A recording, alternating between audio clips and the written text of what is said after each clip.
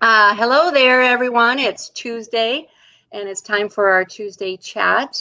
Just checking in with the 71st District.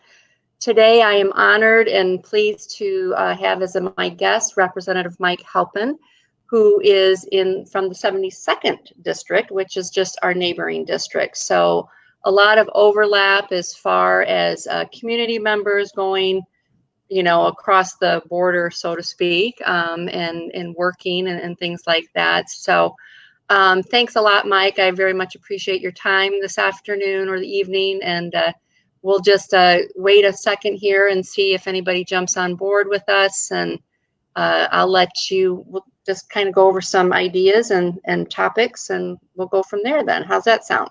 That sounds great, and happy to be able to be here with you. Yeah. Yeah. Well, how was your day today? Pretty good?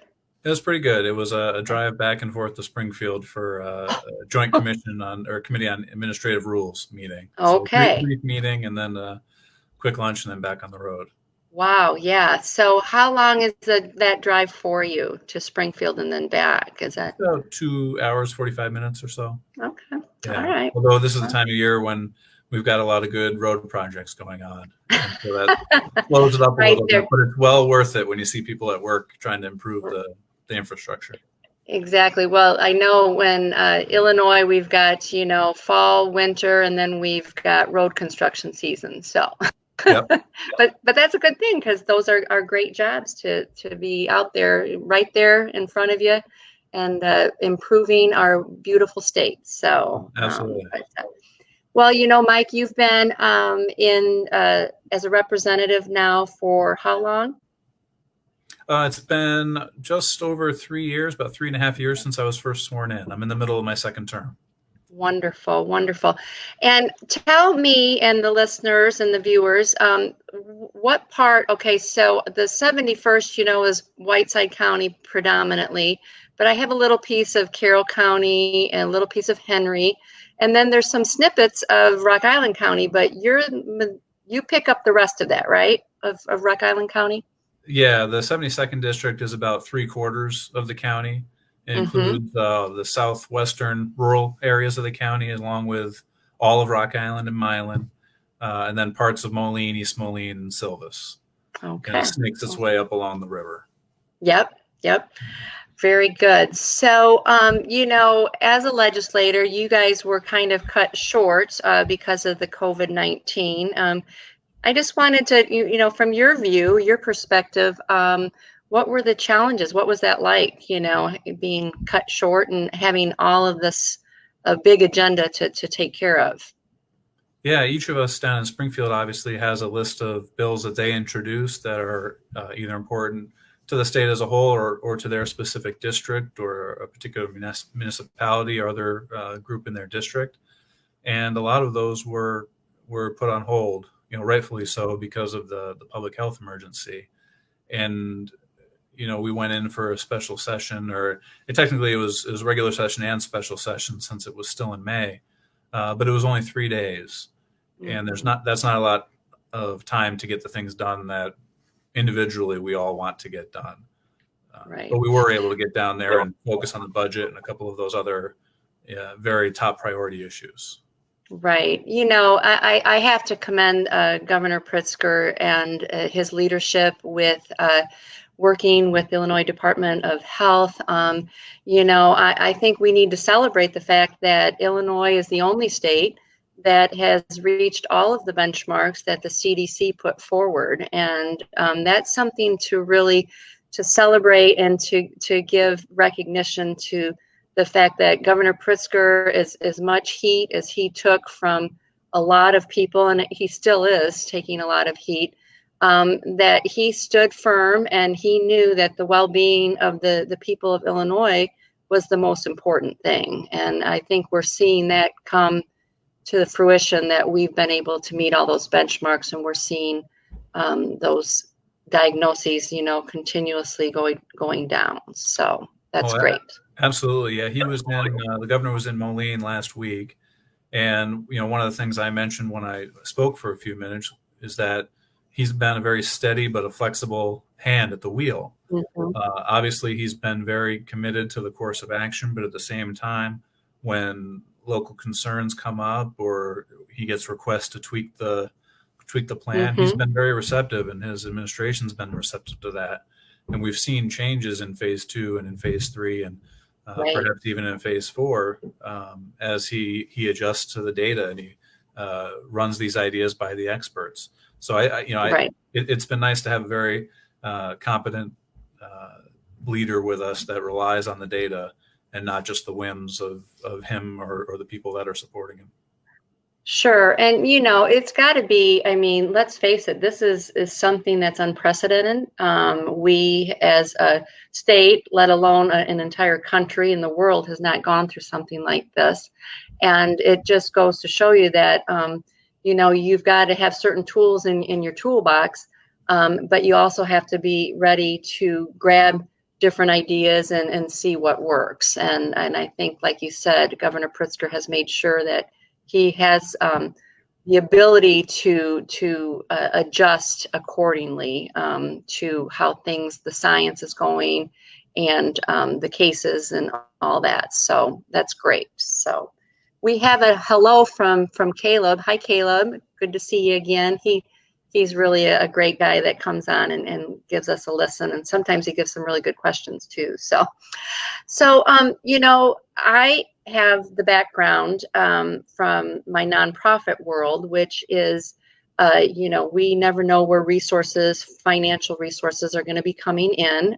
We are dependent considerably with the generosity of our community. And a budget to me, Mike, and you can tell me how you look at a budget, but to me, it's the values and the priorities that you put forth, and it's a roadmap, it's a plan, and COVID-19 can come right in and boy, wipe a lot of that away, and things. So you guys had to get really busy down in Springfield. Like you said, you couldn't take all the concerns and all the bills that were in front of you, but the budget, that's a big one, and we have to have a budget to a certain, with the new fiscal year, or this fiscal year ending and the new one getting ready to start. So I'm sure it was quite challenging, but you did it, you got through it. So can you talk Yeah. a little bit about how you went down to Springfield, knowing what you had to get done, and how you addressed the budget then?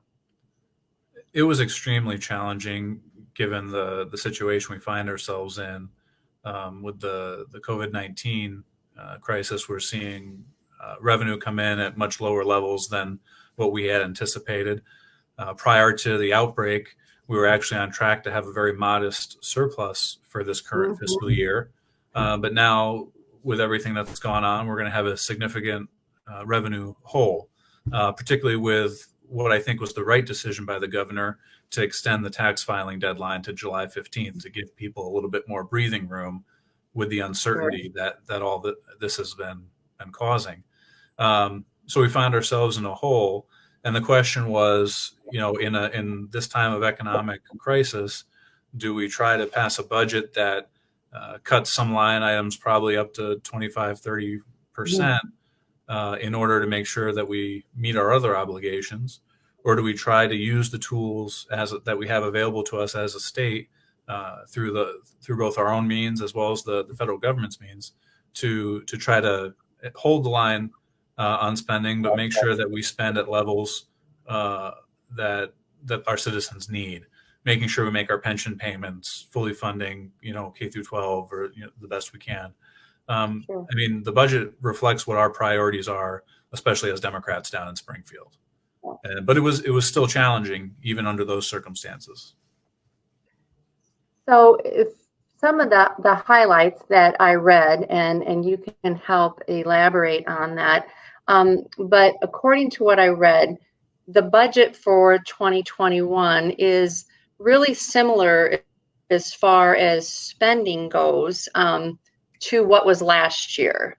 There were a few areas that got a little bit of an increase, but for the most part, things stayed steady, and that was to me, I feel that's a very responsible way to go. You weren't adding a whole lot, but really hitting those services that needed maybe the bump up. And can you just kind of highlight those areas Yeah. And I mean, to me, it made sense. Yeah. The important thing for us, given the revenue picture, was to hold, basically spend at levels from last year, which in many cases is actually a cut, given inflation and increased cost. It's effectively a cut in some of these areas, but it's Sure. something we felt was the responsible thing to do. But we fully make our pension payment. Some of the other increases are related to public health. So places like the Department of Public Health, DCFS, other areas where we've seen a real lack of resources in the past, but are now more important than ever. Those are the areas that we're reinvesting in, adding state employees to fulfill those needs. The unemployment uh, department or the Department of Employment Security here in Illinois, we need to staff that up because it's been so overwhelmed by filers over the Sure. past couple of months. So those are the areas that increased. But again, most of it was trying to hold the line and just not Yeah, cause further cuts and damage to the confidence that the citizens should have in the state. exactly. It's uncertain times, and I know that um, I think that the general person, everyday person, we think that government should be run just like our household. That we have the choices to not go to the movie, or we have the choices to put things on a credit card and deal with it later. And the thing about state government is that you're really focusing on the people of the state. And so there are a lot of needs, and there are a lot of services and programs, and the day-to-day things that we don't maybe necessarily have a part of, but they are incorporated into making us have a livable civil society. And so those are the things that a budget, that spending is taken care of. And so to hold the line, like you said, it did kind of almost be a cut because of inflation and things, but I think it was the smartest thing to do. So we had to, or the state had to, at the legislature, under Governor Pritzker's direction, was able to tap into some of the federal funding, correct, with helping us out. Yeah, there was a municipal liability or municipal borrowing fund that the federal government has set up, and where it's for cities and states to be able to tap into under certain circumstances. And the budget does rely on that borrowing, which is not ideal, especially given the historical financial shape that we've been in. Mhm. But the reality is that these difficult times, and you mentioned it, there's a difference between the household budget because in difficult economic times, that's when our citizens need these programs the most. Mhm. It's just a fact of life that we need to spend more on unemployment when more people in the state of Illinois are unemployed. It's reality when they're out of work. We're going to be spending more money on the food stamp program, the SNAP program. Um, Right. those services still need to be provided and need to be provided more than ever in these times. Mhm. So I do think it was a responsible budget, and sadly, there really weren't many proposals from the other side of the aisle to even compare to. I think the Mhm. Republicans, frankly, left it up to the Democrats to do the work on this budget, Right. and then they have the opportunity and the luxury to be able to criticize it from the outside, which is Yeah. disappointing. But Yeah. we did it. I'm proud that we did it. I'm proud to have been a part of passing budgets every year while I've been down there, which is something Mhm. that the state under Governor Rauner had trouble doing for a couple of years. So I'm very proud of what we've done down there. Yeah. Well, and that's just it. Your budget is your plan of action. It is your values and your priorities. And let's face it, this is a time to not push people away, and let them fend for themselves, but it's there to bring the community together. And I've been making calls, and there are definitely people hurting. I know that I have forwarded a couple of them on to your office, and I'm very thankful that you were able to help them out. But this is a time for us to come together and help each other, and not a time to wag our finger at, well, that's not the way you should have done it. If you don't have a reasonable plan ready to go to offer, then, you should probably think first of the people that are hurting. So I think that's a good way to go. So Absolutely. you get to go. Um, now you've got a little time, but you're not really having time because you said you were just down in Springfield doing some work. What does your schedule look like when you're not technically in session? And can you give us some highlights of the things that you'd like to work on when you get back to session? And what does that look like? Maybe it's going to look different with COVID-19. Yeah, it looks completely different. I can give you what I would normally do in the so-called off time when we didn't have a pandemic here on Earth. Normally, I'd be doing part of my day job. I'm an attorney by trade, and so I still have a partial practice that I work on when I'm not in Springfield, and also one that I work on, frankly, when I am in Springfield, nights, Right. evenings, and nights. But then I'd also be out there knocking doors on a regular basis, just as a constituent service. Try to find what's on people's minds. The word representative, you can't be a representative without representing what people think. And so I try to do my best to get out there and ask those questions, because not everybody just picks up the phone to call my office. Right. So I would be out there, doing that contact. Obviously, with COVID-19, that's a little bit more difficult. What I've been doing over the summer is a lot of, obviously, Zoom meetings, working group meetings as we approach special session to try to deal with budget, local government issues, pension and employment law issues. I take individual meetings, phone calls, constituent requests, really trying just to be as responsive as I can in this time when so many constituents need service. And again, that's something I would be doing with or without COVID-19, but with the outbreak, it's certainly much higher volume than we'd otherwise see, particularly on the unemployment side. Yeah, as for priorities, I'm, one of the issues that we've been seeing is obviously what happened with George Floyd up in Minneapolis, and there's been a strong call for some legislative reform in the realm of policing here in the state. And I did send a letter to the speaker to try to asking him to call a special session along with the president to try to deal with these issues, echoing our neighbor to the north, northeast, I should say, in Chicago. A couple of representatives called for the same, and I'm trying to be supportive of that. And so I hope over the next couple of months, we'll get another working group together to try to put forward an agenda that we can work on, and that hopefully everybody can get behind. So that's a huge priority. Another priority is making sure that now that we've passed this budget, that we can implement it. We were able to bring in several $1 million in capital projects to the Quad Cities area, and I'm looking forward to getting those moved through the pipeline.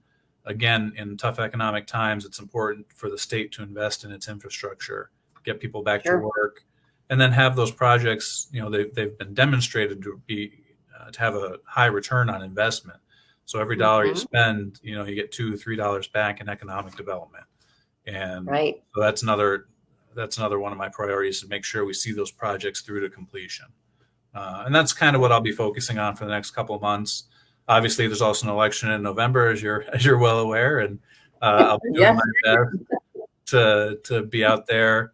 I do hope by November I'll have an opportunity to at least knock on doors in a socially distant or a physically distant way, and do that part of my job, which is speaking to voters. But that's what we're focusing on right now, is trying to plan what we'll do either in a special session or a veto session after the election. Sure. Well, I think it's, you've been a great mentor for myself, to be able to look at how someone should be a leader and a representative in our area. And so I thank you, and I look forward to working with you down in Springfield after next January then. So I know that we connect, and I think we're kind of on the same page as far as making sure that we invest in, this our area, Northern Illinois, whether it's the 72nd or the 71st, because when we do that, it shows the people that we want them to have a better quality of life. So I think hard work and determination and being the right voice down in Springfield, we can get there. So Yeah. I very much appreciate your time, and I think we don't have any questions. And as far as I can see, we've gotten some thumbs up, Mike, so that's Right. great. Um, but I will let you go on to your beautiful family and tell Marianne hello for me, and go and enjoy those kids a little bit. So, Sounds great. I'm sure I'll talk to you again soon and hopefully see you all soon right. in person. I know it's Hey, tough these days, but yeah, we'll I make it was work. going to tell you that if you're a music aficionado, you can. I'm having my first virtual fundraiser. Name that tune on Thursday. So if you and Marianne, want to click on and see how good your music history trivia is, you can join us. Sounds great. So, all right, dear. Thanks so much, Mike. Representative Mike Halpin of the 72nd District. I appreciate your time. Thank you so much. Have a great night. Thanks, Joan. You too. Yep, I will. All right.